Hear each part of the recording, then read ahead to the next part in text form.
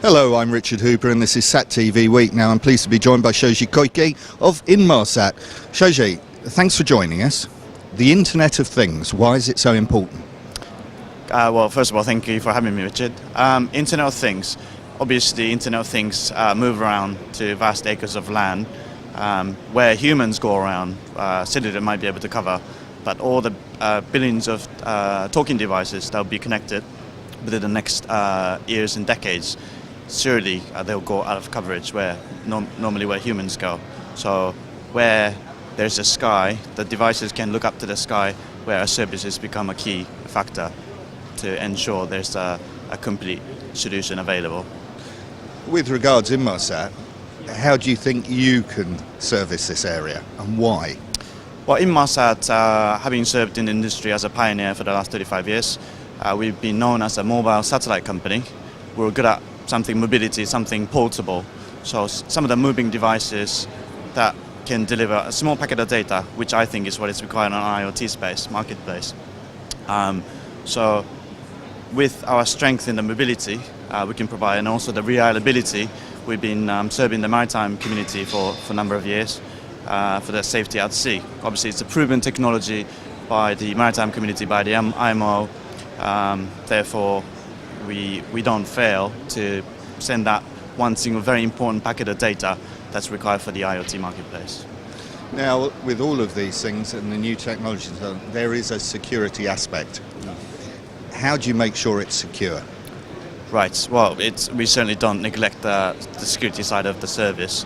Our services have been used by all the governments around the world for the military or their first responders. So you could say we have the reputations when it comes to security for the cyber attack. The measures we've been speaking quite extensively to the maritime market. So we're certainly putting a lot of initiatives around it. Now, talking generally, how do you see the market evolving for Inmarsat and the other operators? I think satellite in upcoming years, next few years is going to be quite moving. It will be disruptive, I believe. There's be a lot of fixed satellite operators and mobile satellite operators coming together. There's been recent announcements about lots of launches in the next 5 years, where we have a strength as a geostationary satellite. We can also help out the LEO satellite operators, where we thought we could sell the bandwidth just as a commodity is absolutely history.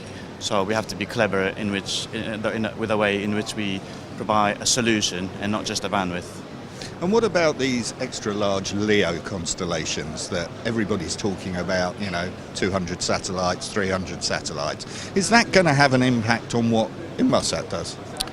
Right, as a geosatellite operator, those LEO satellite guys will have so much demand to download the data they capture. For example, the satellite imagery is for the environmental monitoring purposes. Once they have the data, what are they going to do with that data? Can they instantly downlink it to the Earth? Well, there's a way to actually bring it up to our geosatellite and break it down. It's called IDRS, into data relay systems, and it's some of the technologies that we can also offer them as a complementary service. Now in Asia, what's the demand like in Asia for Inmarsat's platform?